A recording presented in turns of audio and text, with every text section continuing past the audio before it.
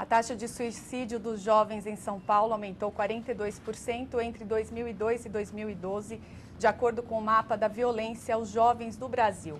O número de suicídios de mulheres de 15 a 34 anos na capital, que representava 20% do total nessa faixa em 2010, pulou para 25% 4 anos depois. Para falar do assunto, conosco no estúdio, Carlos Correia, voluntário do Centro de Valorização da Vida, o CVV, há 20 anos, né, Carlos? Tudo bem? Boa tarde para você. Por que esse aumento, principalmente entre mulheres jovens? Olha, nós constatamos que realmente esses números estão crescentes, porém é um problema que afeta toda a sociedade. O que a gente percebeu entre os jovens, tanto do sexo masculino como feminino, é que a pressão social está sendo muito grande. E essa pressão ela se manifesta tanto profissionalmente como familiarmente. Às vezes as pessoas elas têm dificuldades de ser ela mesma. E se por um lado se incentiva você, por exemplo, sair do armário, abrir abertamente um relacionamento, ao mesmo tempo o preconceito persiste nas famílias e as pessoas têm dificuldades de assumir isso dentro dos seus pares, da sua família. Isso tem prejudicado, digamos, no sentido de as pessoas fugirem, né? Aí parte para o álcool, parte para drogas e o desespero de pôr fim a esse sofrimento é que leva muitas pessoas ao caminho do suicídio. Porém, o bom é que é prevenível e é por isso que nós lutamos por essa causa da prevenção. E falar sobre esse assunto ainda é um tabu? É difícil falar sobre isso? É difícil, é difícil.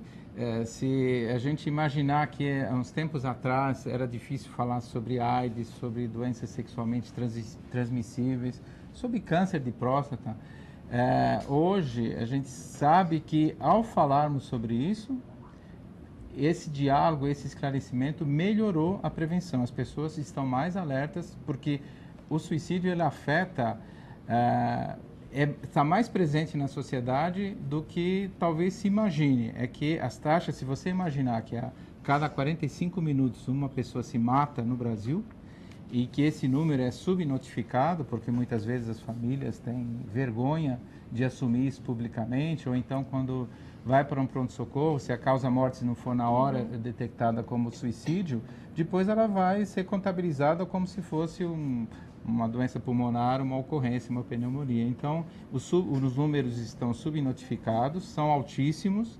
É comum a gente conversar com pessoas e numa roda um monte de gente conhece alguém que passou, que tem algum familiar, mas é um assunto que é varrido para debaixo do tapete.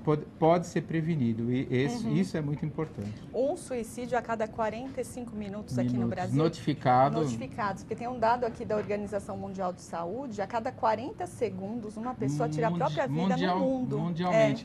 É que as taxas brasileiras, em números absolutos, elas são muito altas. Números relativos, como nós temos uma população muito alta, ele fica diluído, mas em números absolutos, dado o tamanho da nossa população, ele é muito alto. E nós somos o 8º país em número de suicídios, então, assim, é muito alto e esse número está subnotificado mesmo, 45, né, a gente vê os organismos falando que está subnotificado. Isso, enfim, sendo prevenível, nós abrimos esse caminho, gostaríamos de falar sobre o assunto, trouxe até um exemplo da Prefeitura de Vitória, no Espírito Santo, que criou uma lei que abraçou a nossa ideia de instituir o Setembro Amarelo, que nós criamos o ano passado, e eles que fizeram uma lei municipal. Então, se tiver algum vereador, né, estamos na casa aqui, que tem interesse em abraçar e verificar se é factível fazer uma lei para a cidade de São Paulo, ajudaria muito na prevenção. Você está falando de uma lei de... Uma lei municipal Vitória. Que instituiu, de Vitória, da Prefeitura de Vitória, no Espírito Santo.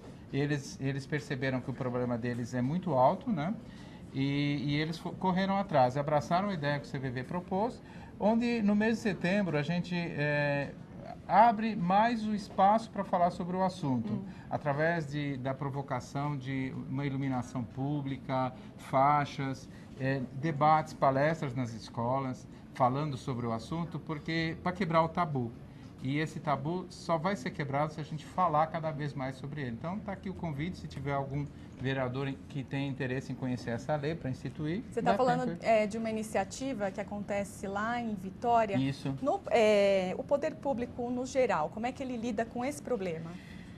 Aqui em São Paulo existe alguma iniciativa nesse sentido? Então, existe mais ou menos, né? Porque na lei até existe uma lei que põe aí os serviços de saúde à disposição. Só que na hora que você, inclusive, vai notificar, você não notifica nem como suicídio, uma morte autoimposta. Então, um nome que se evita falar. Como antigamente não se falava a palavra câncer, se falava aquela doença, assim se faz também com o suicídio. E nós temos os centros de atenção psicossocial que poderiam tratar do assunto também mais abertamente. Veja, uma população de alto risco são as pessoas que cometem suicídio, mais vulneráveis, tentam cometer, e na primeira semana, ao passar por um pronto-socorro, se não houver uma equipe multidisciplinar que lhe dê apoio e acolhimento, e não a olhe como uma intrusa que quis morrer, tirando o lugar de alguém que queria viver, mas que a acolha, e durante aquela primeira semana após, a tentativa que ela pode fazer uma nova tentativa é muito alta, o risco é muito alto. Então, precisa desse acompanhamento de uma equipe multidisciplinar. Eu não conheço a fundo todas as instituições de apoio, mas eu percebo que em alguns lugares, porque alguns CAPs nos procuraram durante o Setembro Amarelo do ano passado e promoveram dentro dos seus próprios locais um diálogo aberto sobre esse assunto, fizeram manifestações.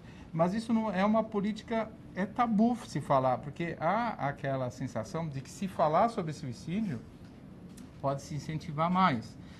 Depende da maneira como se fala. Então, se você Como é que o CVV trabalha nesse sentido, Olha, por exemplo? A Associação Brasileira de Psiquiatria, a Organização Mundial de Saúde, lançaram um manual para a imprensa de como abordar o suicídio de uma maneira que não venha a provocar outros. Então, por exemplo, em vez de eu ficar abordando a situação, detalhando como foi que a pessoa fez, um lugar que ela foi, que comprou isso, fez aquilo, se eu falar mais sobre o porquê levou e a gente refletir mais sobre as consequências que isso traz para a própria família, o sofrimento que se causa, isso pode dar um alento para que as famílias fiquem mais atentas, para olhar ou para você olhar, para cada um de nós olhar para dentro de si, ou para olhar para as pessoas que estão à sua volta, para saber se não tem alguns sintomas. Nessa cartilha que o CVV tem e publicou, e está no nosso site, pode ser baixada e reproduzida,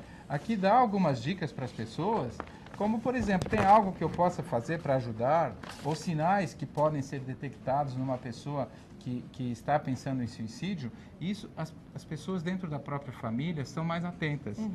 Com o seu filho, se ele está deixou de fazer certas coisas, começou a se fechar, isolar, não está abrindo o seu sofrimento, se está havendo um acolhimento e um respeito dentro de casa, para que você fale abertamente sobre os problemas que você está vivendo, sobre, de repente, se há uma dificuldade para assumir a sexualidade, se existe essa abertura dentro de casa. Porque muitos relatos que a gente recebe, às vezes, no atendimento que a gente faz por chat e e-mail, isso fica mais explícito, o jovem tem uma grande dificuldade em falar isso dentro de casa. E acaba tendo vergonha e medo de sofrer bullying na escola. E com as redes sociais, as coisas se espalham muito rapidamente. Muito rápido. Carlos, qual que é o site do CVV?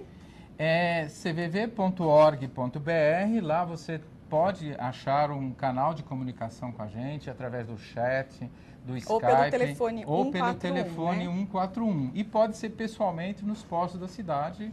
Tem vários na Grande São Paulo, temos 72 postos espalhados por todo o Brasil. E online é 24 horas pela internet. Né? Obrigada, Carlos, pela sua participação aqui no Jornal. Boa tarde. Boa tarde.